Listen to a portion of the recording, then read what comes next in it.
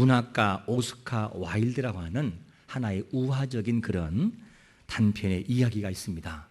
그 이야기는 어떤 이야기냐면 예수님께서 과거에 은혜를 주었던 몇몇 종류의 사람들이 있었습니다.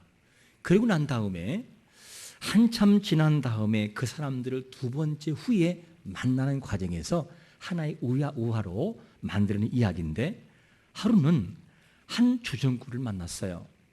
그래서 이 주정꾼에게 물었습니다. 아니, 너는 어찌하여 그렇게 젊어가지고 폐인돼가지고 그렇게 살아가느냐. 그러면서 이 사람에게 물어보았어요. 그랬더니 하는 이 젊은 청년이 뭐라고 하느냐. 예수님, 저는 예수님 앞에 내가 절름발이었고 이런 삶을 살았지만 예수님만 한다면 제가 일으켜 세움을 받았습니다. 그런데 막상 일으켜 세움을 받고 세상을 살아보니 무엇을 해야 될지 모르겠습니다. 무슨 직장 가질지 모르고 직장을 가보았지만 마음에 들지 않습니다. 그러면서 감사해야 될 사람이 감사가 사라진 모습을 보았습니다. 두 번째 사람이 누구냐 하게 되면 한 창녀를 만나는데 이 여인이 정말로 문란스러운 그런 삶을 살아가고 있는 걸 보았어요. 예수님이 물었어요. 너는 왜 이러한 삶을 살아가느냐? 라고 물었더니만 하는 말이 뭐냐면, 예수님, 저는 예수님을 만난 다음에 창녀라고 하는 삶에서 빠져나왔습니다. 그런데 막상 빠져나와 보니 내가 무엇을 해야 될지 모르는 그런 삶을 살아가고 행복하지 않은 것 같아서 다시 저는 그 길로 돌아가서 이 일을 하고 있습니다. 그러면서 감사해야 될 사람이 감사가 없었습니다. 마지막 세 번째 사람은 누구냐면 한 불량자인데 마음껏 싸우고 그냥 서로가 다투고 있는 거예요. 물었어요. 너는 왜 그렇게 다투고 있느냐 했더니만, 저는요 본래가 소경이었습니다. 근데 예수님을 만난 다음에 제가 소경인 제가 눈을 뜨고 세상을 바라보니 세상이 온통 저를 화나게 만들었어요. 열받게 만들고 힘들게 만들었습니다. 저는 그래서 싸우는 것이 제 사명인 줄 알고 이렇게 살아갑니다. 그러면서 세 명 모두가 은혜 받았으나 은혜를 모르며 살아가는 그들의 삶의 모습을 있다는 이 이야기가 있습니다. 여러분, 하나님이 우리에게 부어주신 은혜는 놀랍고 놀라운 것이므로 감사해야 되는 것이 맞는 것을 믿으시기를 축원합니다. 이 감사가 있어야 되는데 우리는 너무나 많은 감사를 잊고 살아가요.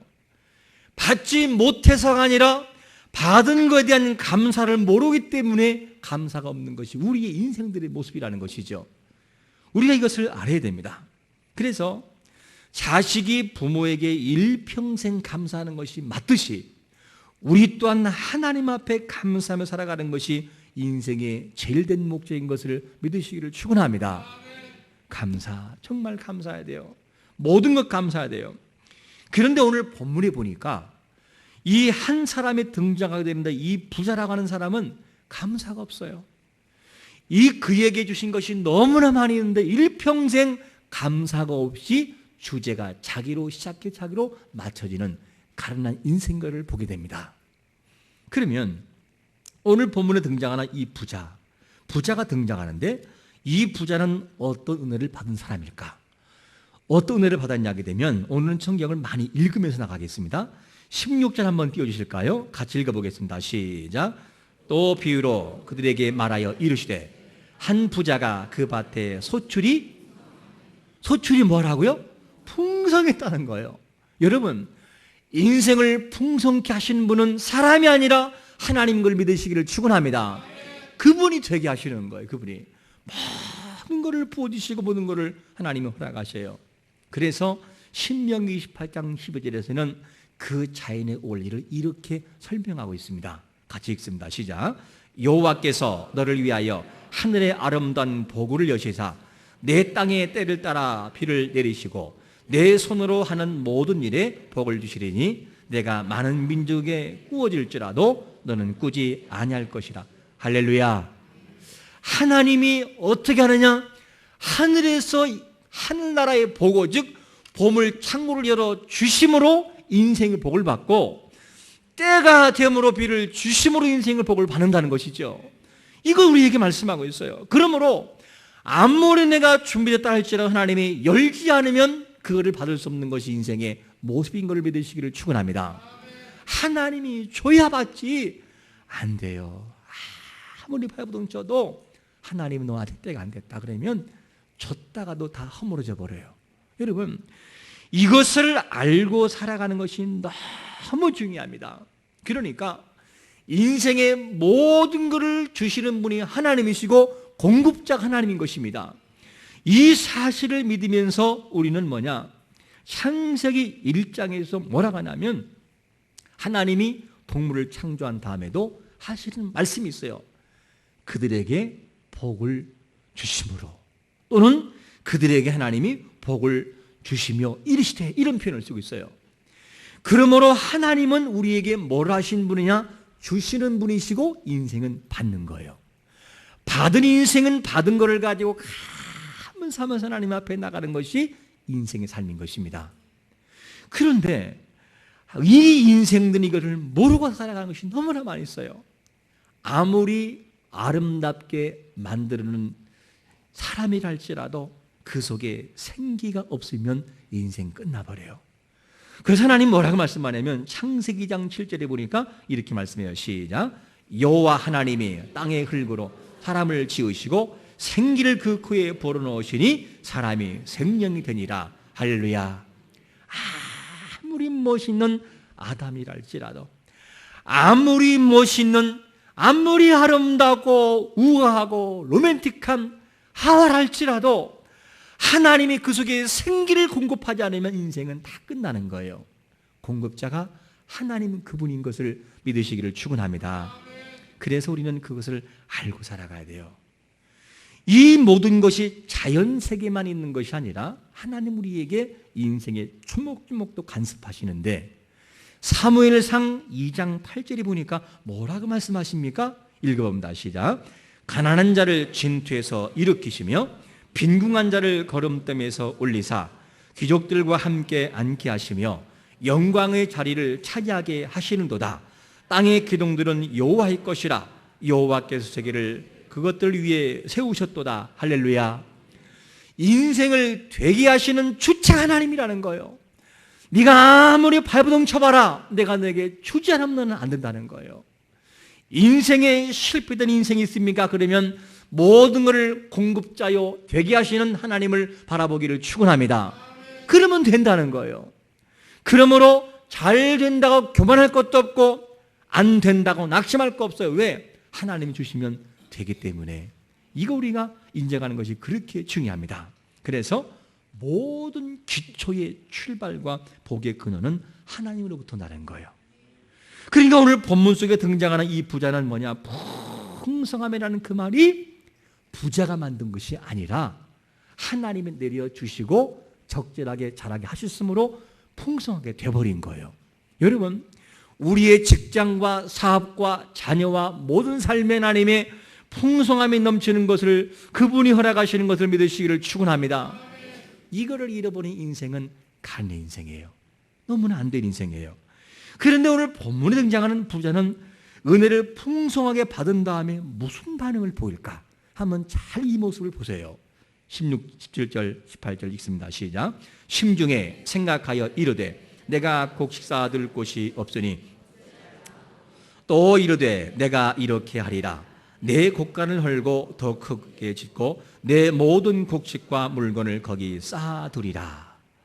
하여튼 이 부자의 고민을 잘 보세요. 모든 것의 공급자여 부어주신 분이 하나님이신데 부자의 마음속에는 주신 자의 마음이 있어요, 없어요? 전혀 없어요. 주신 자의 마음이 전혀 없고 자기가 이것을 어떻게 할 것인가에 대해서 곡간을, 지금 평수가 5평인데 오늘 풍성을 바라보니 이거 안 되겠다. 최소한 15평은 지어야 되겠다. 그러면서 늘 것에 대한 고민이 있으나 주신 자에 대한 감사는 사라진 것이 부자의 모습이에요. 자, 이것을 우리말로 만약에 바꾼다면 어떤 말이 될까? 이 말을 우리의 표현으로 가져간다면 이런 거예요. 한 달을 지냈습니다. 그랬더니만 월급이 막 700만 원, 다음 달 800만 원, 다음 달 1000만 원, 이번에는 5천만 원 들어와 버렸네. 이거 어떡할까? 이번에는 200만 쓰고, 아니 100만 원만 쓰고 나머지는 다 저축해야지. 통장에 착착착착 쌓입니다. 물론 마이너스는 마음이 부담되겠지만 쌓이는 것은 바라볼 때, 그걸 바라보는 순간 마음이 뿌듯할까요? 웃음이 나올까 안 나올까요? 뱅긋 웃으면서 할렐루야 그러면서 통장 넣었다가 받다가, 이런 마음이 있을 거예요. 이런 마음은 있는데 뿌듯하고 잘 되는 것은 계속해서 있어요. 그리고 마음속에, 그래, 나 앞으로 3년만 고생하자, 아니 길게 5년만 고생하자. 그러면 떵떵거리고 살 수 있고, 집안에 가서 나를 무시했지, 두고 보자. 그러면서 모든 걸 준비해 놓았어요. 한 달이 지나고 더 많은 감사가 많았고, 2달이 지나고 더 많은 감사 조건이 많아요. 가정도 잘 되고 사업도 잘 돼요. 그런데 그 속에 뭐가 없느냐? 부자 마음처럼 늘릴 것은 바라보는데 하나님을 향한 감사는 없더란 말이죠. 이것이 우리의 모습이라는 거예요. 여러분, 모든 것을 주신 이가 하나님 걸 믿으십니까? 그래서 욥기의 1장 21절에서 욥은 이렇게 고백을 해요. 주신 것에 대해서 읽어봅니다. 이르되 내가 모태에서 알몸으로 나와 싸운즉 또한 알몸의 거리로 돌아가올지라. 주신 이도 여호와시요 거두신 이도 여호와시오니 여호와 이름이 찬송을 받으실지다 하고, 할렐루야. 모든 것의 공급자는 하나님인 걸 믿으시기를 축원합니다. 그런데 왜 인생들이 이게 안 되나 모르겠어요. 주시는 하나님 앞에 아버지 감사하다고, 아버지 제가 한 게 아니고 아버지가 주신 것이기 때문에 저는 받은 것뿐입니다. 하나님, 이 주신 것을 어떻게 감사할 수 있을까요? 이 마음을 가지면 얼마나 좋겠어요. 그런데 다 계산한 다음에 하나님 앞에 감사할 시간이 돌아왔어요. 한 달을 마친 다음에 11절 뜰려고 하니까 너무 부담스러운 거예요. 주신 것은 감사한데 11조를 아버지 앞에 10분을 뜬다고 생각하니까 왜 그렇게 이가 아까운지. 그리고 하나님 앞에 감사를 하려다 보니까 아이고, 이 정도면 아이들 학원비를 할 수 있는데, 이러면서 감사가 없고 뭐만 보이느냐? 자기에게 준 그 모든 늘릴 것과 쓸 거는 기억하는데 하나님께 감사는 사라져버린 거예요. 그것이 우리의 모습이라는 거예요. 여러분, 하나님 앞에 갈등하지 말고 주신 것을 과감하게 1년만 해보십시오. 하나님이 어떻게 복을 주시는지, 어떻게 피할 길을 주시는지를 경험하는 자가 되시기를 축원합니다. 이 고비를 넘지 못하는 인생은 항상 거기서 머물러요. 여러분, 우리가 지금 현재 이 모습이 이것으로 끝나겠습니까? 이곳에 우리 교인들 중에 100억을 소유한 자가 나오기를 축원합니다. 아니, 100억입니까? 1조를 가진 자 나오시기를 축원합니다. 그런 자가 나와야 돼요. 그래서 하나님의 일을 멋있게 해야 돼요. 선교도 하고 좋은 일들만 해야 되겠어요. 이런 모습을 가지고 살아가면 좋을 텐데 우리의 모습이 너무 적다는 거예요. 혹시 여러분 이런 경험 해보셨습니까? 새우과 한 몽지를 큰 걸 사가지고 애들한테 먹으라고 애한테 주었어요. 어린이에게. 근데 이 아이가 새우깡을 뜯어가지고 자기 혼자 야금야금 아삭아삭 먹고 있어서 아가 엄마 하나, 그럴 때 이게 뭐라 하죠? 이걸 바라보고 어떻게 해요? 바라보고 축하 말까 갈등하다가 자기 입에 쏙 넣는 애들 봤어요? 혹시 여러분 요거를 가지고 축하 말까 갈등하고 엄마 입에 들어가긴 들어가지만 아까워하는 그 모습이 다 우리의 모습이에요. 여러분, 하나님 앞에 아까워하지 말고 하나님 앞에 모든 헌신과 수고는 그분이 갑절로 주실 것을 믿고 그분 앞에 감사하는 자가 되시기를 축원합니다. 이거를 경험할 줄 알아야 돼요. 그래서 우리는 이 모든 감사가 그렇게 중요한데, 하나님이 인생들에게 모든 걸 공급했어요. 여러분, 태초에부터 보세요. 에덴 동산을 창설할 때에 모든 걸 준비한 자가 아담이에요, 하와예요?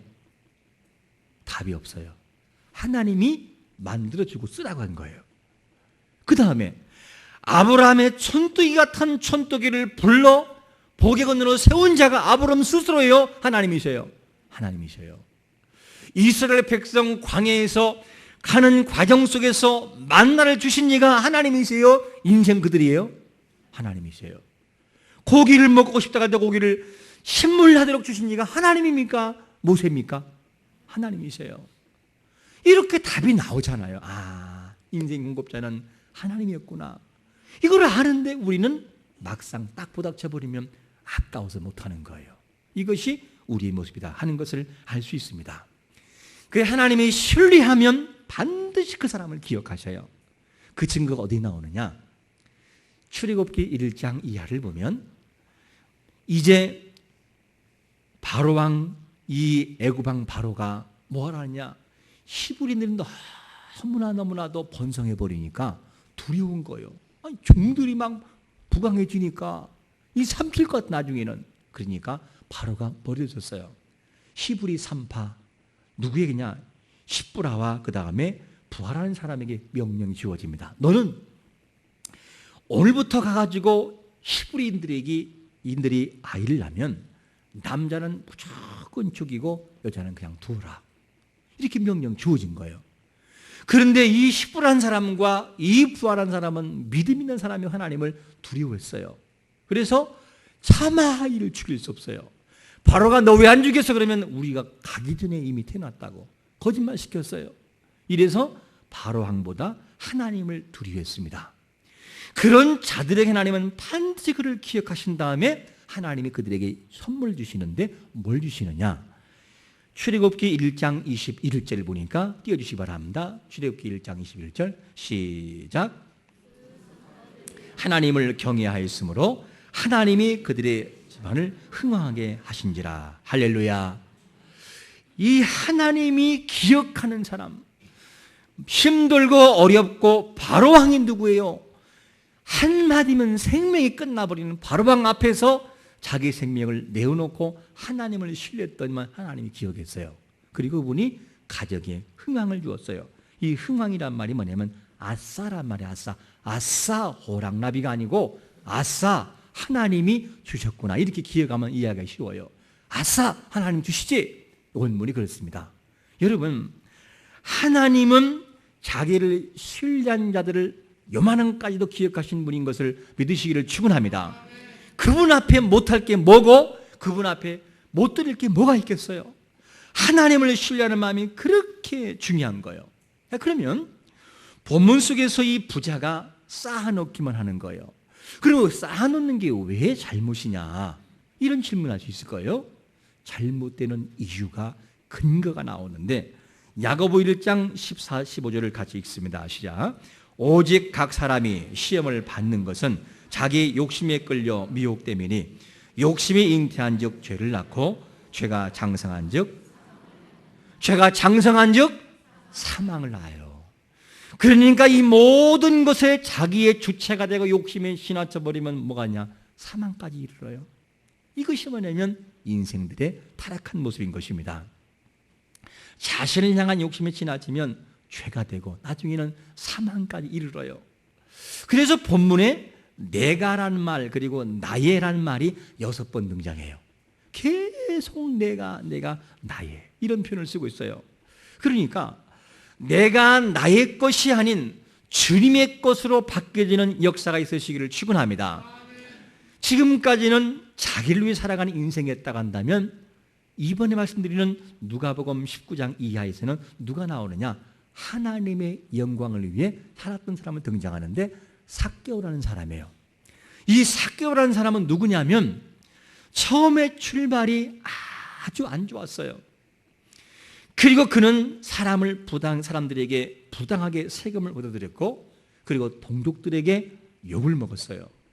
왜? 세리장이었으니까, 부정하는 사람이었으니까. 그런데 예수님을 만나고 난 다음에 생각이 완전히 바뀌어져 버려 그냥.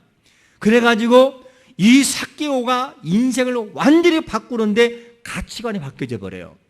그리고 그가 고백하는 것이 있어요. 바뀐 다음에 누가복음 19장 8절에 보니까 이렇게 고백합니다. 시작. 삭개오가 서서 주께 여짜오되 주여 보시옵소서 내 소유의 절반을 가난한 자들에게 주겠사오며 만일 누구의 것을 속여 빼앗은 일이 있으면 내 갑절이나 갚겠나이다. 여러분, 이런 인생이 바뀌는 것이 정상인 것을 믿으시기를 축원합니다. 이렇게 바뀌어져야 돼요. 우리는 누구나가 다 자기 욕심으로 출발합니다. 그러나 진정한 가치를 깨닫고 난 이후에는 나에서 하나님께로 향하는 삶이 된다면 그분이 책임지는 걸 믿으시기를 축원합니다. 성경 역사를 보십시오. 다 그렇게 했잖아요. 사자굴에 들어가도 하나님이 꺼내주시잖아요. 이 사실을 무섭게 믿는 자들에게 하나님이 무섭게 복을 주셔요. 이거를 우리가 너무나 잊고 살아갑니다. 그런데 본문의 한 부자는 마지막까지 자기 자신을 끝나요. 마지막까지. 그래서 모든 걸 준비한 다음에 그의 고민이 이런 생각이 잠겼어요. 자, 19절 같이 읽습니다. 시작. 또 내가 내 영혼에게 이르되 영혼아 여러 해 쓸 물건을 많이 쌓아두었으니 평안히 쉬고 먹고 마시고 즐거워하자 하리라 하되. 이 사람의 행복은 쌓아놓고 보는 만족으로 살아가는 인생이었어요. 여러분, 정말로 몇 억의 부자인 사람과 대화를 나눴는데 이 사람이 그런 고백하더라고요. 자기는 벌기만 했지 인생 행복이 없다고. 많은 걸 소유했지만 인생이 행복하지 않다는 거예요. 무슨 말일까? 인생은 소유적인 개념으로 행복을 찾는다면 끝이 없어요. 그리고 소유한들 행복하지도 않아요. 인생의 진정한 행복은 생기의 영향을, 생기를 변화시키고 영을 변화시키는 행복을 줄 때 행복이 있는 걸 믿으시기를 축원합니다. 그거 우리가 알아야 되겠어요? 그래서 오늘 부자가 행복한 사람일까? 하나님이 없는 행복, 하나님이 없는 평안, 하나님이 없는 부유함과 풍성함에 관한 행복일까? 여러분, 꼭 그런 것만 아니에요. 오늘 부자가 그 해에 풍년이 아니라 가난이 왔고 질병이 왔고 고난이 왔으면 어땠을까? 여러분, 고사성어 중에 이런 말이 있죠. 세옹지마. 아시죠? 세옹지마. 세옹지마란 말이 무슨 말입니까?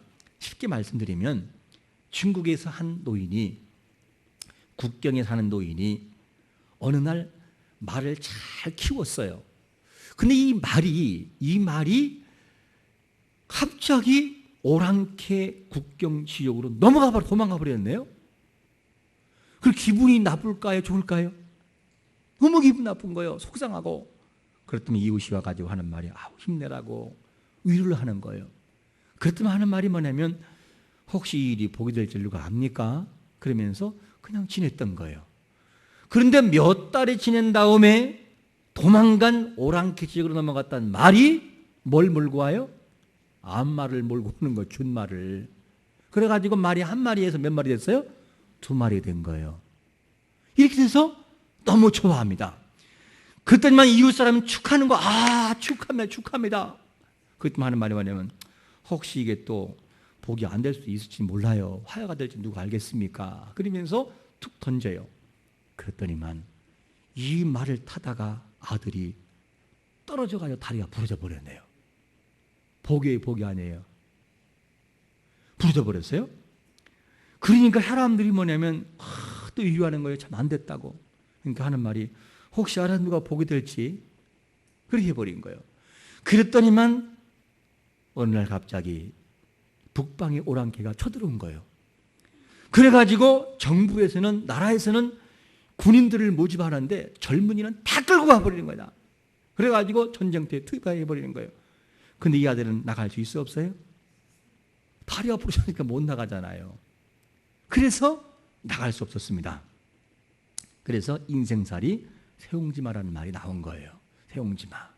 여러분, 차라리 이 사람에게 가난이 왔다면 어땠을까? 그날따라 그냥 가난이 와가지고 하나님의 은혜를 아니면 살 수 없다라고 울부짖었다면 어땠을까? 차라리 풍성이 아니라 소출이 그년 따라, 년이라고 해서 그 연도 따라서 그냥 가난이 왔다 간다면 하나님을 찾았으면 얼마나 좋겠습니까? 여러분, 인생이 풍요로울 때 하나님을 찾고 아는 것이 지혜인 것을 믿으시기를 축원합니다. 그런 인생이 되어야 되겠어요. 그런데 이 부자는 뭐냐? 오직 자신만을 위해 살아요. 자신만을 위해서. 자신만을 위해 살아가는데 하나님은 이 사람을 향해서 붙이는 이름이 있어요. 뭐라고 붙입니까? 20절에 보니까 이렇게 이름을 붙입니다. 시작. 하나님은 이르시되 어리석은 자여 오늘 밤에 내 영혼을 도로 찾으리니 그러면 내 준비한 것이 누구 것이 되겠느냐. 어리석은 자야, 어리석은 자야. 너 일평생 그렇게 살아왔느냐? 하나님 없이 너 일평생 살아왔지. 돈 많이 벌었지. 너 그때 하나님 앞에 나와서 주 앞에 예배할 네 자리를 지키지 못하고 그렇게 살아왔지. 그래 많이 벌었지. 그때 이제 내가 너를 데려갈 때가 됐구나. 가자. 그러면 모든 걸 놓고 가야 되는 것이 인생이에요. 그런데 이 인생은 어리석은 삶을 살았어요. 인생의 주체요, 삶의 주체가 되시는 하나님을 잃어버리고 살았습니다.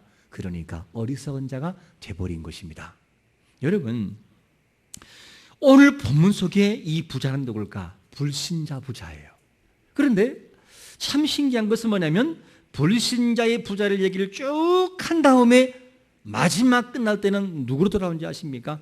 믿는 자로 돌아와요. 21절에 보니까 이렇게 말씀합니다. 읽습니다. 시작. 자기를 위하여 재물을 쌓아두고 하나님께 대하여 보유하지 못한 자가, 자, 자기를 위하여 재물을 쌓아두고 하나님에 대하여 부유하지 못한 자, 인생을 살아가면서 하나님이 없이 살아가고 하나님께 감사가 없이 살아가는 인생이 이 불신자 부자와 같다. 이 말에 같다. 다를 바가 없다는 거예요. 그러면서 우리 인생들을 깨우고 있는 것을 볼 수가 있습니다. 여러분, 우리 인생 살아가면서 모든 것을 가지고 나를 위해 치장하고 나의 모든 유익과 쾌락을 위해서는 생명을 걸지만 하나님의 영광을 위해서는 너무 아까운다면 우리 모습에 부자와 다를 바가 없는 것입니다. 여러분, 이웃을 향해서 고구마 하나 쪄서 세댁 생각나서 왔어. 고구마 하나 전해주면 그 하나의 헌신과 수고가 그 사람을 감동시켜 예수 그리스도를 증가하는 역할도 감당하는 것을 믿으시기를 축원합니다. 가난한 자를 위해서 수고하고 이웃을 위해 수고하고 교회 어려운 자를 위해 수고하고 하나님의 선한 사역을 위해서 지금도 죽어져가는 오지에 있는 선교사들이 그 사역을 감당하는 선교를 위해서 쓰여지는 이 모든 것들은요, 공짜가 없어요. 다 하나님의 사역을 위해 쓰이는 보람 있는 삶을 살아가게 되는 것입니다. 여러분, 자신에 대하여 부러울 것이 없으나 하나님에 대하여 가난한 자이십니까? 그렇다면 우리는 돌아서기를 축원합니다. 어리석은 자이 아니라 그래 네가 참 잘했구나 충성된 자라는 그 말을 드려야 되겠습니다. 그러므로 하나님 오늘도 우리에게 레위기 11장 45절에서 이러한 마음을 전달해 줍니다. 읽습니다. 시작. 나는 너희의 하나님이 되려고 너희를 애굽 땅에서 인도하여는 여호와라. 내가 거룩하니 너희도 거룩할지어다. 하나님이 우리와 하나가 되고 싶어서 복을 주고 싶어서 너무너무 노력하고 있어요. 그런데 우리는 그거를 모르고 그냥 한없이 부어주시는데 주신 것이 내 거라고만 생각을 해버려요. 하나님은 안지게도 없습니다. 그것이 우리의 모습인 것을 우리 말씀을 통해서 교훈해주고 있습니다. 여러분, 하나님이 우리를 향해 부어주시는 은혜, 그것이 나에게 감사한 조건임을 깨닫는 자가 되시기를 축원합니다. 고마워하고 감사하고 기억함으로 아버지 고맙습니다. 나의 노력이 아니었고 당신의 은혜에서 날아가는 이런 고백이 한 주 동안도 계속해서 우리의 생각을 바꿔놓고 우리 마음을 돌이키게 만드는 역사가 있으시기를 예수 그리스도의 이름으로 축원합니다. 아멘.